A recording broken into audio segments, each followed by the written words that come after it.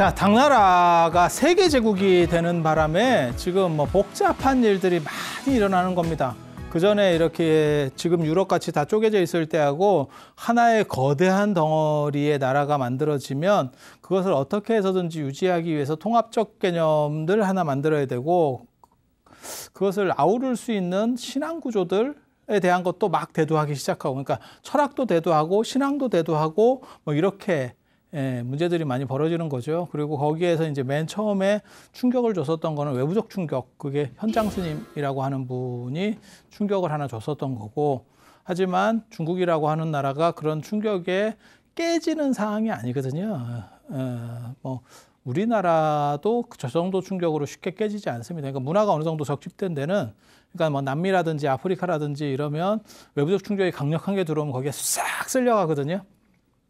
오세아니아도 그랬고 뭐 다 그렇게 쓸려가는 거잖아요. 근데 강력한 데는 외부적 충격을 받고 나서 그 저항이 생기고 다시 그걸 재정비해서 이제 치고 나가는 거죠. 그리고 그걸 흡수해서 그걸 넘어서는 또 다른 걸 얘기하는 게 지금 화엄.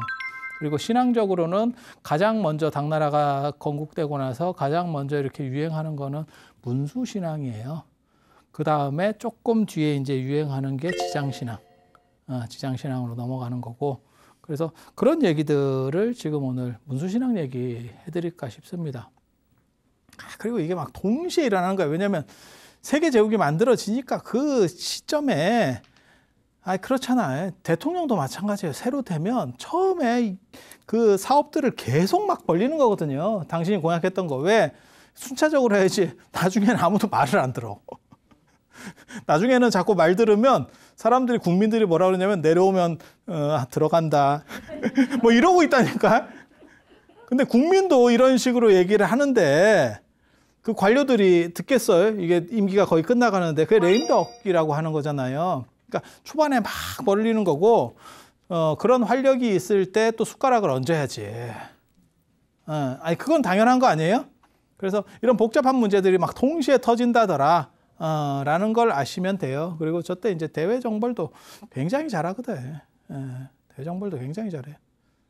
당나라가 관농 집단이라고 얘기했었잖아요. 주류가 수나라도 그렇고 당나라도 그렇고 관농 집단, 관중과 농서 쪽이고, 거기에서 이제 팔주국이라고 선비족 중심이에요.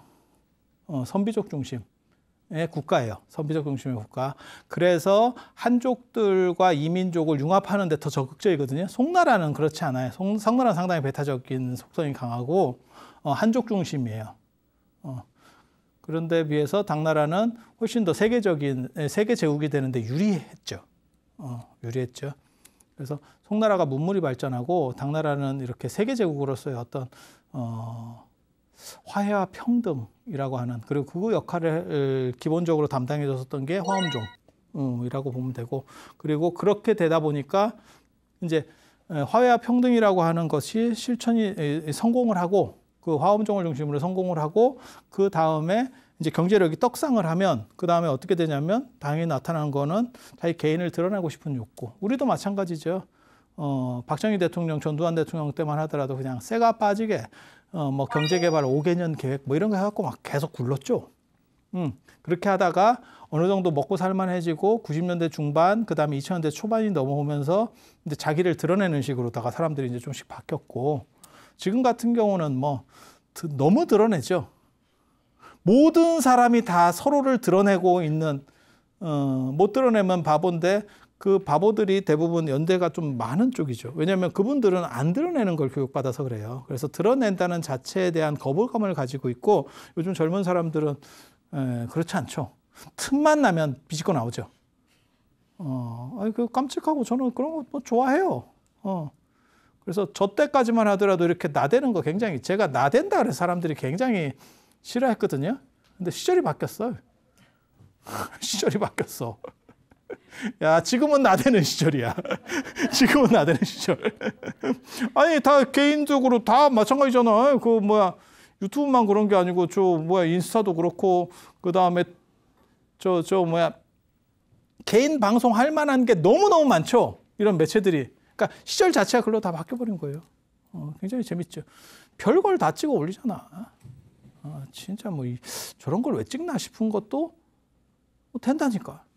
야, 저런 게 먹히는구나. 우리 같은 사람은 진짜 인생 힘들게 살고 있구나. 그래서 저 문수신앙이 이제 움직이는데 거기에서 봐야 될 게 북위라고 하는 나라예요. 북위가 관농 집단이 어떻게 보면 만들어지는 데 있어서 북위라고 하는 게 굉장히 중요한 나라거든요. 북위가 동이서유로 갈리고 나중에 북제북주로 갈려서 그게 수나라로 넘어가고 그 다음에 당나라로 넘어왔다. 이런 얘기를 전에 했었어요. 그래서 그것과 관련해서 이 북위가 끼치는 영향이라는 게 있고 어떤 하나의 큰 제국을 만들려고 하는 사람들의 꿈은 거의 다 비슷해요. 하나의 통일 이념, 그 다음에 비전 제시를 해야겠다라고 하는 거고 북위가 어디가 수도냐면 평성이라고 하는데요. 지금은 대동, 현재 대동이라고 하는 데인데 그게 북경에서 동남쪽으로 조금 내려와 있습니다. 동남쪽으로 조금 내려와 있어요. 거기 평성이라고 하는 데고 거기가 수도인데 그 옆에 오대산이 있어요. 보통 세계제국을 만들 때 이렇게 성지를 개척하는 경우들이 많습니다. 성지를 놓으면 새로 만들어지는 나라들은 정통성이 좀 없거든요. 그런데 어떤 성지 같은 걸 하나를 개발하면 무슨 일이 벌어지냐면 하늘의 뜻이 임했다. 안 그러면 뭐 부처님이 우리를 보호한다. 그러니까 우리는 선택됐다. 이런 식의 주장을 하기가 쉬워요. 그래서 당나라가 만들어졌을 때 동단 거점, 당나라 영토, 당나라 세력권에서 가장 동쪽에서 성지를 만들어. 그게 한국 오대산이에요. 한국 오대산. 원나라가 세계제국을 만들었을 때 동쪽은 해가 뜨는 방향이기 때문에 동쪽의 어떤 시발점으로서 아주 중요한 성지를 만들 필요성이 있어요. 원나라가 세계제국을 만들었을 때 원나라 영향권에서 제일 동쪽이 어디냐면 또 고려거든요.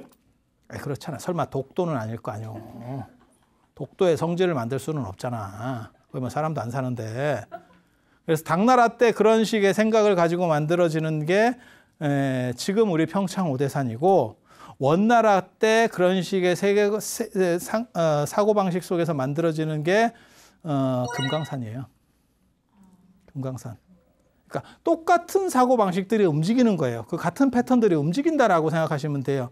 그래서 전 세계 영역을 규정하고 안 그러면 내 수도 가까운데 어떤 성지를 만들어서 왕권의 정당성을 그러니까 그게 오래된 왕조면 별 관계가 없는데 그렇지 않은 왕조 입장에서는 어떻게든 정당성을 강조해야 돼요. 네. 그게 신에게 내가 선택이 됐든 안 그러면 부처님이 나를 선택을 했든 뭔가 변증할 수 있는 타당성을 얘기해 줘야 돼. 조선도 그 역할을 했죠. 그게 용비어천가잖아. 용비어천가. 우리 조상 대대로 뭔가 음덕이 있고 하늘이 나를 선택을 했어. 진짜? 이런 생각이 들지만 그게 의외로 먹힙니다. 그게 의외로 먹힙니다. 아니, 그 당시 생각으로 봤을 때는 좀 유치할 수도 있어요. 근데 그게 의외로 일반인들에게 잘 먹혀요. 생각보다. 그래서 처음 시작한 사람 입장에서는 약간 그럴 수도 있는데 그래서 그 대동 옆에 이제 만들어지는 게 저 오대산 이라고 보시면 돼요. 그리고 그 오대산만 만든 게 아니고 전에 얘기했었던 운강석굴이 있죠. 다묘라고 하는 사람이 460년 태무제 다음에 이제 바로 만들기 시작하는 거기에 이제 5만 1,000불이 모셔져 있다. 대략 252굴이고 굴은 252굴이고 5만 1,000불 정도가 모셔져 있다. 전에 얘기했었어요. 근데 왜 저 얘기를 지금 또 꺼내고 있냐면 나중에 이제 문성재라고 하는 사람이 문성재 나오고 이제 효문재 나오고 뭐 이렇게 하는데 이 양반이 낙양으로 천도해요. 문성재가 하나 정책을 피고 그 다음에 이제 효문재 나와가지고 낙양으로 천도를 하거든요. 그러니까 그 북경 쪽에 있으니까 그냥 지도로만 생각해서 북경 쪽에 서쪽에 너무 치우쳐 있는 거야. 걔네는 유목문화 국가이기 때문에 만리장성 밖에 있다가 남하에서 언제나 그 북경 쪽이 문제다. 그 유목문화 쪽에서는 상당히 문제예요. 왜 그러냐면 그쪽이 약간 내려오는 만주족이 일어날 때도 그렇고 그러니까 거란이 일어날 때도 그렇고 여진이 일어날 때도 그렇고 몽고 쪽이 또 그렇고 그쪽이 상당한 요충입니다. 요충 지역입니다. 그러니까 자기네들이 원래 유목민 선비족으로 내려오니까 당연히 그쪽으로 수도를 정했는데 나중에 땅이 넓어지니까 무슨 일이 벌어지냐면 우리 세종시 같은 문제가 벌어진 거예요. 야, 수도를 좀 가운데로 옮겨야 되는 거 아니냐? 너무 멀지 않냐? 우리나라도 세종시가 나오는데 중국 같은 나라라고 생각해봐. 중국을 다 먹은 건 아니고 화북을 먹은 거예요. 그러니까는 회수 이북을 먹었는데 그것도 엄청난 땅덩어리거든요. 그러니까 그게 좀 문제가 있죠. 그러니까 저쪽으로 서쪽으로 더 가야겠는데 이렇게. 왜냐하면 동쪽에 치우쳐 있으니까. 당연한 생각 아니에요? 그러한 당연한 생각을 안 한 유일한 국가가 신라예요. 신라. 정확하게 말하면 통일신라죠. 신라 때만 해도 그럴 수 있어 라고 할지 모르지만 통일신라가 됐으면 한 번 정도 천도해야 되는 거 아니냐? 이 생각을 해야 되거든. 아니 지도상으로 이렇게 한번 봐봐. 그러면 충청도쯤 가는 게 좋지 않을까? 이런 생각을 할 것 같은데 한 번을 그런 생각을 안 하죠. 그게 어떻게 보면 신라가 잘 된 이유일 수도 있어요. 왜냐하면 얘네 갔다가 한족 문화에 흡수돼 버립니다. 그게 무너지는 이유 중에 하나거든요. 그렇게 해서 용문석굴 개척하다가 이쪽으로 딱 가니까 낙양으로 천도를 하니까 야 낙양 쪽에도 이렇게 굴 파기 좋고 부처님 모시기 좋은데 어디 없어? 이게 용문석굴. 그래서 거기서부터 파기 시작해가지고 나중에 14만 2천 불.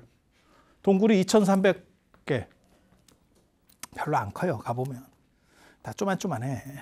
큰 거는 몇 개 없어. 그리고 만불동 가면 거기 그냥 그 동굴 하나에 만불이야. 만불인가 한 번 정도 이제 볼 때마다 제가 의심을 하기는 했지만 그렇다고 쉴 수도 없잖아. 그리고 우리 정도 나이가 되면 쉬다가 까먹으면 난리 난다. 이 얘기는 뭐냐면 자기네 문화적으로 저런 석굴을 파고 있었기 때문에 그 석굴을 이어서 판다라고 하는 거는 충분히 타당하잖아요. 그런데 당나라가 저걸 이어서 파고 있다는 거예요. 그러니까 저게 북이만 저게 판 게 아니고 북이를 이어서 당나라도 저기다 계속 파고 있는 거예요. 그래서 나중에 칙천무 제가 얘기했었잖아요. 칙천무가 저기 용문석굴에 노산화동 파고 거기서 이제 부처님 되려고 등신불 부처님이 되는 게 아니고 황제가 되려고 만들어서 한 15년 정도 대주라고 하는 주나라를 건국하고 당나라를 끊어서 자기가 황제가 됐다고. 중국 약 500명 황제 중에 유일한 여성 황제. 영험하잖아. 그래 그 부처님 가서 그게 보살님들이 가서 그 부처님한테 기도를 해야 돼. 그 참 영험한 부처님이거든. 참 그렇지. 세상에 그런 일이 있나 싶을 정도로 영험한 이적이지. 그래서 당나라가 이걸 이어받는다라고 하는 게 굉장히 중요해요. 당은 이 북이라고 하는 나라를 어느 정도는 계승하려고 했었는가 보다. 얘네에 대해서 생각이 없고 부끄럽게 생각하면 이걸 파괴해야 되거든요. 그러니까 고려는 신라를 그냥 계승한다라는 정도 생각이었던 거예요. 물론 고구려를 계승한다라는 생각도 있지만 실제로 신라에 대해서 그래서 경주라고 하는 도시를 파괴하지도 않았고 잘 대우를 해줬죠. 그리고 그래서 경주김씨가 지금같이 번성할 수 있었던 게 실제로는 고려에서 신라에 대한 어떤 예우, 그 다음에 신라 문화를 이렇게 대우해주는 부분들이 존재했기 때문에 가능한 거거든요. 만약에 그걸 파괴하고 싶었으면 조선이 고려에게 했었던 방식으로 해버리면 되죠. 그래서 같이 불교를 믿는다는 것도 중요하지만 실제로는 그게 거부감이 없는 거예요. 왜냐하면 그 정치 세력들이 다 북위부터 시작되는 관농 집단까지 내려오고 있었기 때문에. 이해가 되시죠? 그게 오대산이 뜨게 되는 이유예요. 오대산은 북위가 쉽게 말해서 수도 옆에 신성한 산이라 그래서 이걸 막 띄우기 시작하는데 그게 왜 당나라 때 가서 먹히느냐? 물론 북위 때도 먹혔어. 근데 북위 때는 생각보다 잘 안 먹혔어. 용비어천가를 세종이 이렇게 쓰잖아요. 당위성을 가지려고, 왕조의 정탕성을 가지려고. 그럼 세종 때 그게 엄청나게 양반들한테 먹혔을 것 같아요? 앞에서는 하지만 에이 정말 이렇게 딱 이런 느낌이었다고 보면 돼. 근데 그게 몇백 년이 흘러가잖아요? 그럼 그거는 어떻게 보면 정통적인 당연한 이야기, 스토리 중에 하나인 거예요. 그렇게 가는 거예요. 마치 저것도 마찬가지지. 고구려 광개토대왕비에 나오는 고주몽의 신화라고 어떻게 보면 그 탄생설화와 관련된 것도 마찬가지. 해모수의 아들이고 어쩌고저쩌고 동명성왕 이렇게 나오는 것도 그 당대에는 말 같지도 않은 얘기였다고 사람들이 감히 그렇게 말은 못 하는데 생각은 할 수 있죠. 근데 한참 지나고 나면 그거를 진리가 되는 거죠. 그게 어떻게 보면 그 집단 안에서는 누구도 함부로 얘기할 수 없는 성역이죠. 그렇지 않겠어요? 그렇게 가는 거예요. 그래서 맨 처음에 이 오대산이 떡상을 한 건 아니에요. 그런데 당나라 초에 이게 엄청나게 떡상합니다. 참 저 재밌다. 저 떡상하는 거 보면 어디서 또 이게 화엄종하고도 관련이 돼요. 화엄종하고도. 화엄경 보살 주처품에 오대산 얘기가 나오거든. 청량산이라고 나옵니다. 문수보살이 인도에서 동북 쪽에 청량산에 계시고 거기서 일만보살에게 뭐 법문을 설한다. 뭐 대동하고 이렇게 같이 가르침을 설하고 있다. 이런 이야기가 나와요. 그래서 인도에서 봤을 때 동북 쪽이면 중국 아니요? 이렇게 시작하는 거거든요. 그리고 저게 왜 오대산이냐면 봉우리가 이렇게 5개가 있어요. 산이. 그래서 그게 오대산이고 오대산이 이꼬르 청량산 아니요? 이렇게 생각을 하는 거예요. 청량이라고 하는 거는 시원하다 라고 하고 상쾌하고 그게 이제 지혜로 통하는 거거든요. 판단이 명확하니까 딱 지혜롭다. 그래서 문수의 상징이 됐는데 중국 사람들은 그 시원한 게 너무 시원해가지고 이게 이제 문제가 되는 거예요. 그래서 이거 봐봐. 제가 써놨잖아. 오대산에는 4월에 얼음이 녹고 9월에 눈이 온다. 야, 참 미치겠다. 내가 그래 저거 만만하게 보고 한번 오대산 갔다가 2000년일 거예요. 제 기억에는 2000년에 제가 대학원을 다니고 있었는데 그때만 해도 첫 주는 안 가는 게 선생님에 대한 예의이기 때문에 지금은 뭐 그렇게 타면 욕 타바가지로 먹는데 그때는 다 안 왔어. 서로 다 안 와. 오는 놈이 이상한 놈이야. 오는 놈이 선생님을 피곤하게 만들어. 그때 첫 주면 9월 첫째 주에 갔지. 오대산에 갔지. 야, 그때 우박 맞고 왔는데 나 진짜 만만하게 보고 갔다가 나 그때 그 기억을 지금도 잊지 못한다. 그때 되게 아팠어요. 우리는 하복이 없잖아. 지금도 봐봐. 제가 이렇게 환자같이 이렇게 삐질삐질하는 게 이거 입었지, 이거 이게 이렇게 되거든.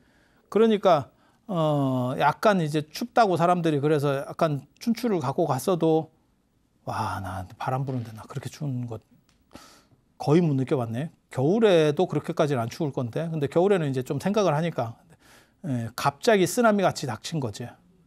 그렇게 오대산 중대에서 거기 문수보살 설법지거든요. 그 설법 좀 들으라고 갔다가 아이고 야 추워가지고 그래서 문수보살이 안 계시더라고. 그래서 내가 이해를 했잖아. 야 이게 지금 당신도 추워서 안 나오시는갑다. 내가 그 생각을 했어. 야, 이거 오대산이 좀 문수보살이 좀 편할 것 같기는 하다. 왜냐면 맨날 추우니까 맨날 이게 파장이야. 나 그 다음에 가서도 눈 맞았어요. 이게 오대산이 원래 그래요. 그리고 해발이 높아요. 지금 보시면 아시겠지만. 이게 북대는 3,000이 넘어요. 그래 올라가기도 쉽지 않지. 그럼 저기를 어떻게 올라가느냐? 차로다. 모든 중국산은 편하니까. 내려서 5분만 걸어가면 정상이야. 5분만 딱 걸어가면 정상이야. 중국산은 너무 좋아. 너무 좋아. 그렇게 해서 근데 저 5대를 믿을 수는 없어요. 왜냐면 5대가 위치가 바뀝니다. 나중에. 그래서 5대를 다 믿을 수는 없고 지금 5대는 저렇게 되어 있다는 정도 하고 북대가 아무튼 제일 높아. 그런 정도 생각을 하시고 이 오대산이라고 하는 게 처음에 북위에서 이제 자기네 왕조의 정통성을 강조하기 위해서 오대산을 개척하게 되고 그게 청량산이라더라 라고 생각을 하기 시작하는 거고 거기를 문수보살의 성지로 만들어요. 왜 관세음보살이 아니었을까?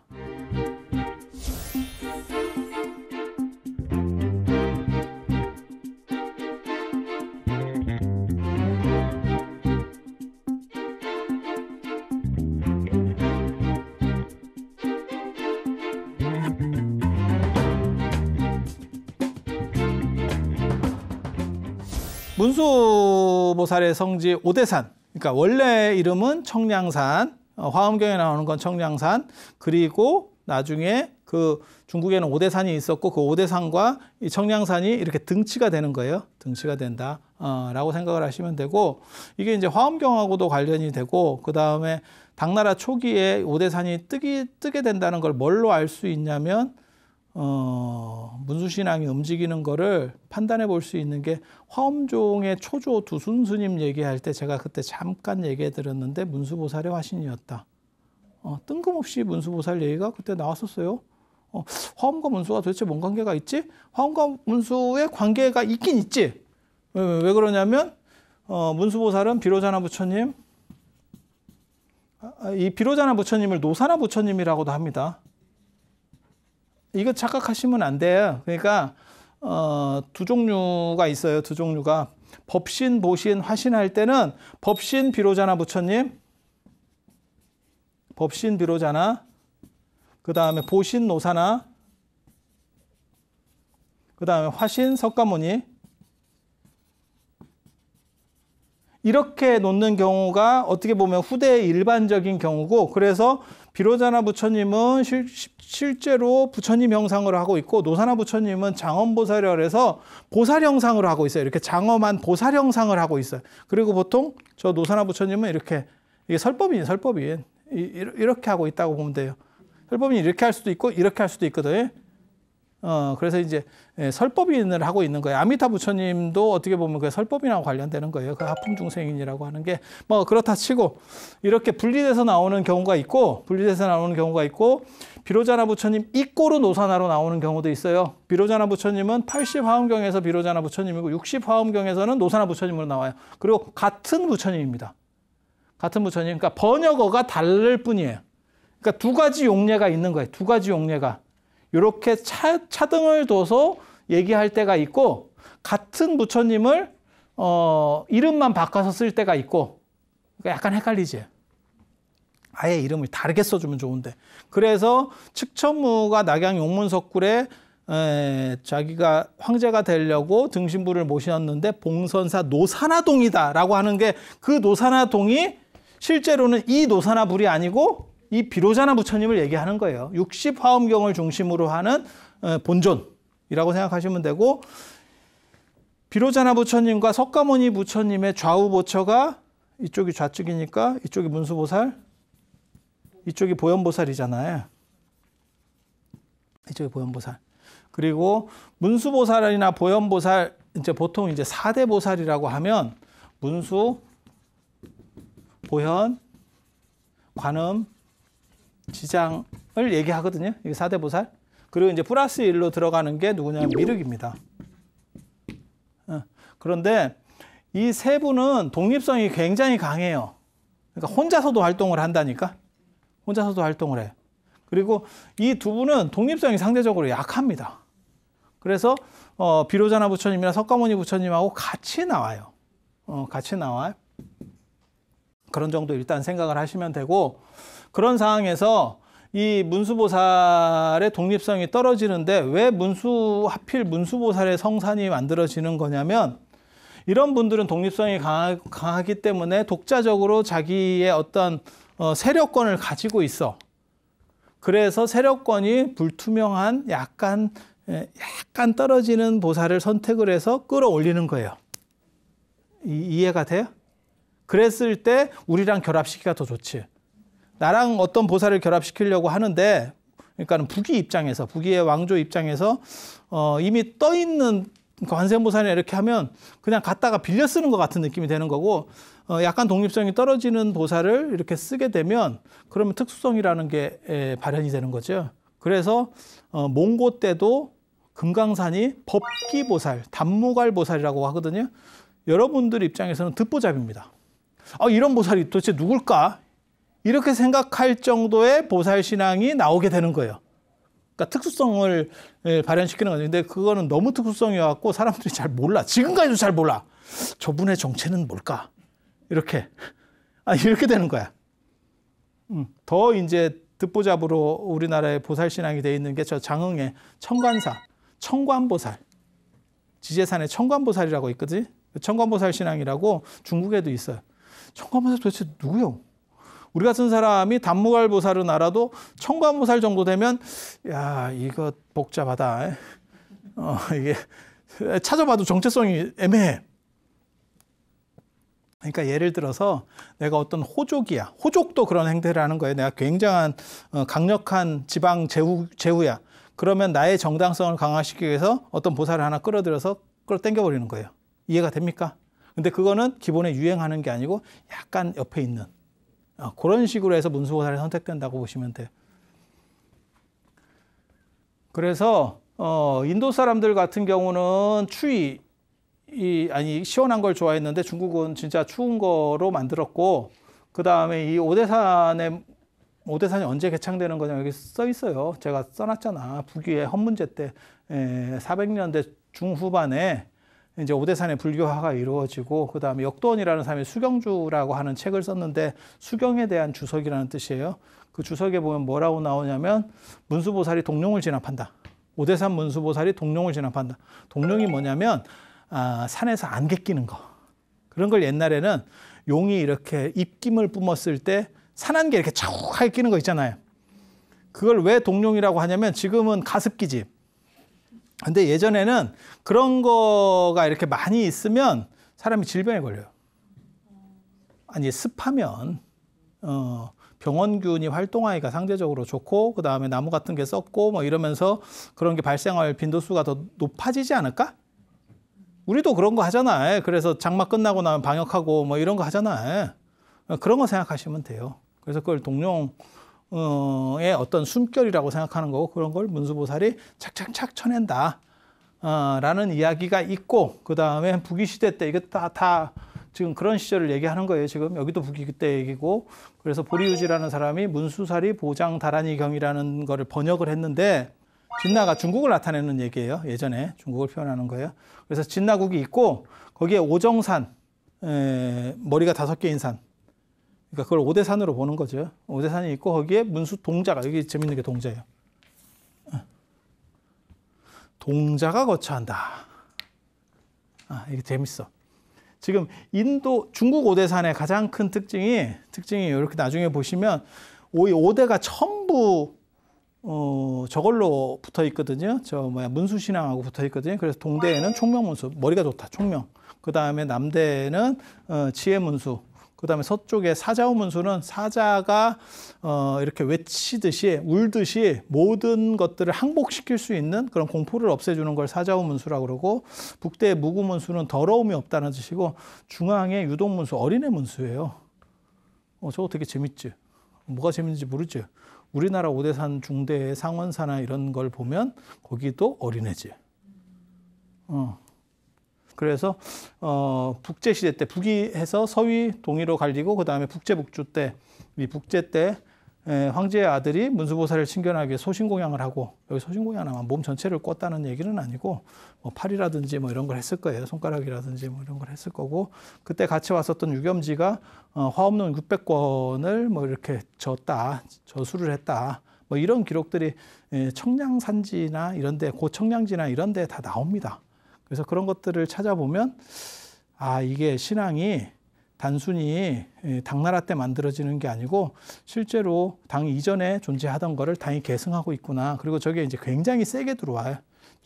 그 당시 동아시아를 당나라가 들어서면서 당나라의 어떻게 보면 지배신앙 중에 하나로 문수신앙이 선택이 돼요. 그렇게 될 수 있었던 거는 당이 관농 집단으로서 선비족을 연결시키려고 했었던 속성이 하나 존재한다는 거하고, 문수가 저게 어떤 신앙 형태로 되냐면 호국신앙, 진호국가, 그러니까 국가를 편안하게 해주고 안정되게 해준다라고 하는 부분이 있어요. 그리고 저 오대산이 아무튼 굉장히 영험한 산이에요. 그러니까 중국 제가 산들을 많이 가봤는데 가장 이렇게 딱 봤을 때 포스가 엄청나게 느껴지는 건 화산입니다. 아니 그 불 나오는 화산 말고 동태산, 서화산, 남형산, 북항산, 중앙숭산 할 때 그 화산, 중국 사람들은 화산족이에요. 하화족이라고 하거든요. 하나라하고 화산족이 섞여서, 그러니까 서쪽에서 시작되는 게 지금 한족이에요. 한족. 지금 중국의 약간 서쪽에서 섬서성에서 약간 서쪽 지역에서 시작되는 게 중국 한족이 어떻게 보면 시원이거든요. 그래서 그렇게 하는데 그 화산이라고 하는 거는 아무튼 뭐 엄청나게 대단해요. 봤을 때 2000m급의 바위 하나가 산이라고 보시면 돼. 화강암 바위가 산이야. 그래서 그 포스가 완전 쩝니다. 포스만 쩌는 게 아니고 거기 한번 가면 얼굴에 기미가 막 이게 위에서 땡기고 아래에서 그 흰 돌에 이렇게 해갖고 이렇게 때리고 입체적으로 때리는데 야, 나 거기 한번 갔다 와서 내가 버섯 다 생겼잖아. 뭐 버섯 농장이야. 이거는 피할 수가 없어. 이거 뭐 모자 쓴다고 해결되는 게 아니야. 왜냐면 눈밭에서도 탄다는 얘기 들어봤잖아요. 그게 밑으로 이렇게 눈이 이렇게 반사하는 거잖아요.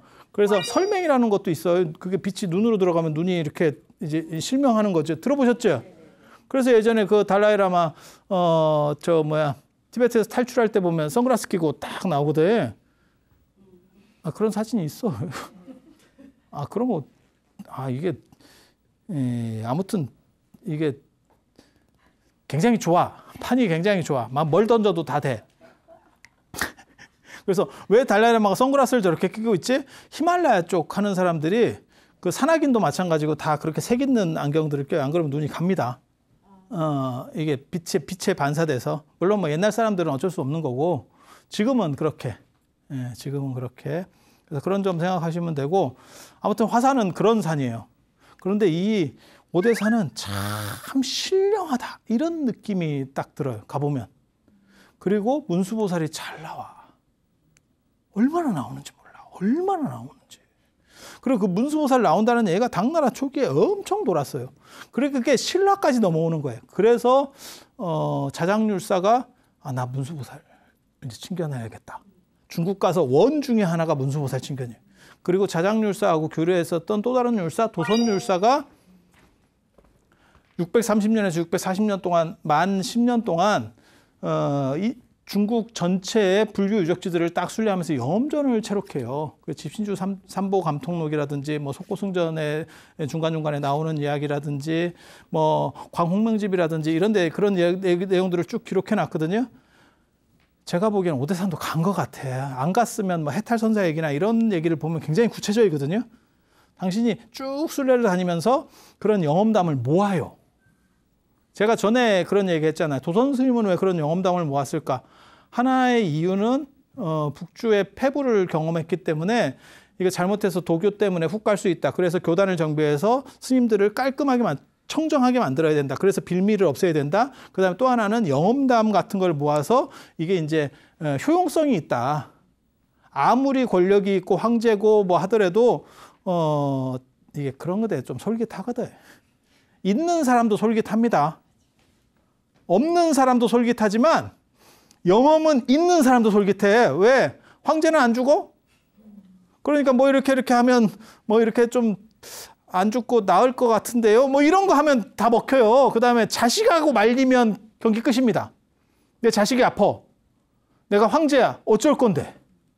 이거 어쩔 건데? 기도해야지. 아니 그렇지 않아요? 방법이 없잖아. 그런 거예요. 아마 오늘날도 마찬가지일 거예요. 그거는. 오늘날도 마찬가지일 거예요. 그리고 의외로 제가 이렇게 살아보면 가방끈하고 경제력이 좋은 사람들이 오히려 이게 잘 먹혀. 이 영험담 쪽이 잘 먹히더라고. 왜? 기본적인 현실에서 문제들을 거의 대부분 해결했기 때문에 그 사람은 또 다른 자기의 특수성을 뭔가를 만들고 싶어 하는 거예요. 그래서 그게 먹힌다고. 몰라, 제가 보기에는 그래요. 저도 영험담 쪽을 하고 싶지만 영험담은 광우 스님. 이게 파트가 나눠져 있어가지고 영험담 쪽으로 들어갈 수가 없네 이거. 이쪽에 너무 강자가 한 명이 있어서 안 돼.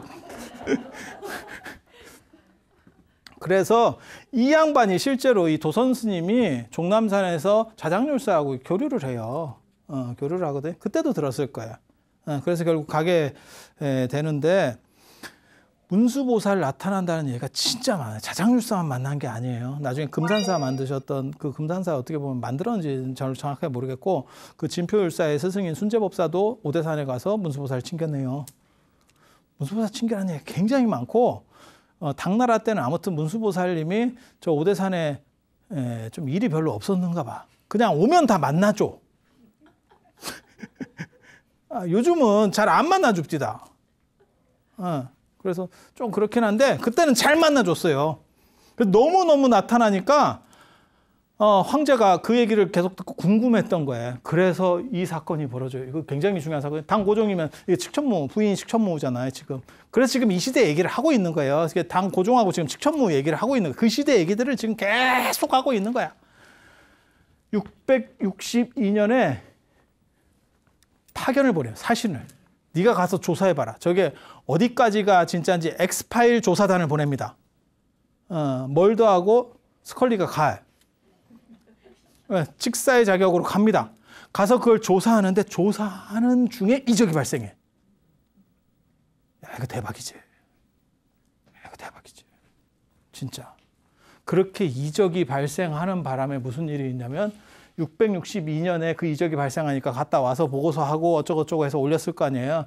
그래서 664년에 오히려 대규모 공양이 들어갑니다. 그리고 또 제4대 중종 때 이게 칙천무 아들이거든요. 이게 불광왕 이연이에요. 전에 말씀드렸던 불광왕 이연. 어렸을 때 머리 깎고 절에 잠깐 들어갔다가 나왔던 그 불광왕 이연. 이제 엄마한테 나중에 잘리지. 잘리고 엄마 물러나고 난 뒤에 또 황제를 또 해요. 다시 복권돼요. 엄마가 야, 너 그만해. 내가 할 거야. 이래갖고 이제 중종 내려가는데 중종 때도 702년에 이 조사단을 또 보내요.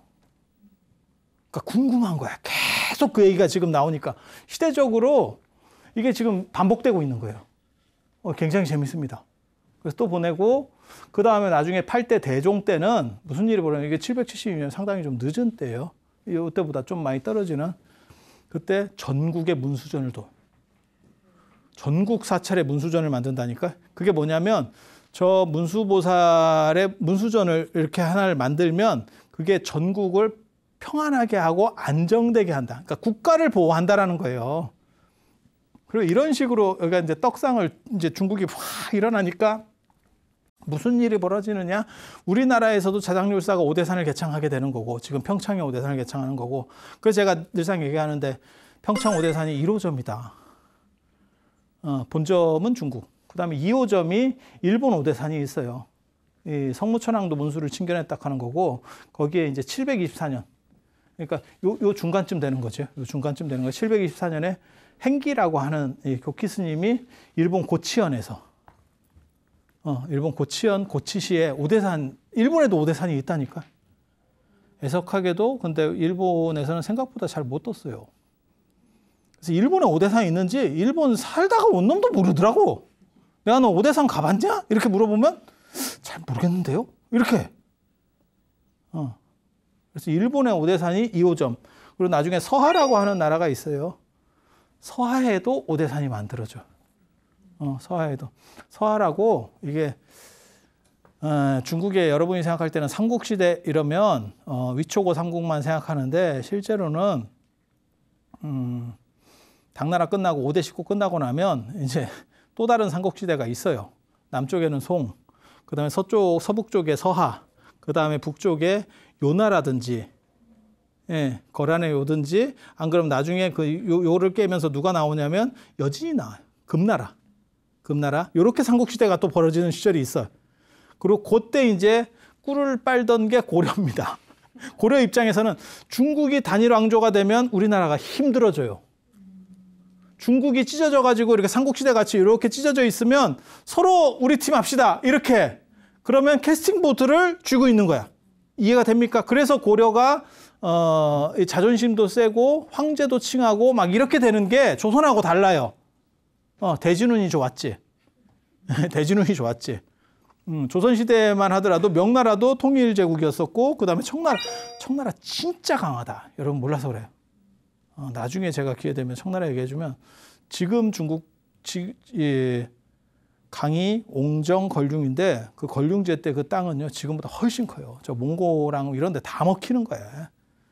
그리고 티베트 사람들은 뭐 우리가 먹혔어요 뭐 이런 얘기를 자꾸 하는데 옹정제 때 이미 다 끝났어. 몇백 년 전에. 걔네 몇백 년 전에 먹힌 거야. 요 근래 먹힌 거 아니야. 사람들이 자꾸 근래 먹혔다고 생각하는데 그렇지 않아요. 역사를 보면 그때 이미 당나라 때도 약간 뭐 그런 흐름들이 있었지만 당나라 때까지만 해도 저 티벳이 굉장히 강국이었어요. 굉장히 강국이야. 그런데 이제 저 청나라 때 오면 청나라 진짜 그 당시에 엄청나게 세요. 그럴 수밖에 없는 게 강희제도 그렇고 걸륭제도 그렇고 강희제가 61년 치세거든요. 걸륭제가 실제로 60년밖에 안 했는데 자기 할아버지를 넘어설 수 없다 그래서 60년만 했는데 물러나고도 몇 년 더 해서 그래서 총 합치면 64년을 했다고. 태상왕까지 안 걸치면. 그 정도면요. 신하들이 맘먹을 수가 없어요. 모든 행정이나 이런 것들을 황제가 더 잘 알아. 이제 한 가지 단점은 이제 이렇게 약간 치맥기가 있을 수 있다라고 하는 단점이 있긴 한데 정상적이기만 하면 이거는 굉장한 왕권이 만들어질 수밖에 없어요. 그게 이제 청나라 강건성세라고 하는 엄청난 시대가 이루어지는 거고 그때 엄청나게 땅이 크다고. 그래서 그런 시절을 생각하면 이게 오대산 그리고 요 그때 어떻게 보면 송나라가 들어섰던 이 삼국시대 때 이 서하라고 하는 나라가 있었고 이 서하에서도 하란산에다가 오대산을 만들어. 하란산 백초곡이라는데 오대산이 또 들어서. 이유는 뭐냐면 오대산에 참배를 가야 되는데 저 송나라에서 삐져가지고 그 참배의 루트를 막어. 그러니까 오대산이 얼마나 대단하면 야 그럼 우리가 뭐하고 똑같은 거냐면 십자군 전쟁 생각하면 돼. 예루살렘을 가야 되는데 얘네가 길을 막어 이슬람에서. 그랬더니 유럽에서는 야 그러면 전쟁이야 이렇게 했잖아. 얘네는 그러면 그냥 우리끼리 만들지 뭐. 굉장히 창의적이야. 저거 싸워서는 조금 쉽지 않을 것 같은데 이렇게 물론 그것도 얼마 못하고 이제 진짜 저승사자 같은 놈이 한 놈이 이제 나타나면 뭐 상국지고 뭐고 다 필요 없습니다. 싹 정리되죠. 누가 나타나냐면 드디어 이제 유목민의 패자 그분이 오시죠. 몽고가 딱 오면 얘네는 다 죽을 준비해야 돼. 이거 뭐 삼국이 싸우다가 지그들이 동일하는 게 아니고 갑자기 한 사람이 나타나서 야 너네 좀 다 비켜봐. 이래갖고 싹 쓸고 가는 사람이 하나 있는 거지. 이거 굉장히 재밌어요. 그렇게 해서 오대산이 그 당시 동아시아의 주류의 어떠한 신앙 형태였었고 그리고 문수신앙이 엄청나게 대단하게 한번 올라왔었다. 안타깝다. 내가 이런 얘기 진짜 진귀한 얘기를 더 해주고 싶지만 오늘은 이상하고 다음 시간에 제가 선종 이야기 좀 해드릴 수 있도록 그렇게 하겠습니다. 자, 들어주셔서 감사합니다.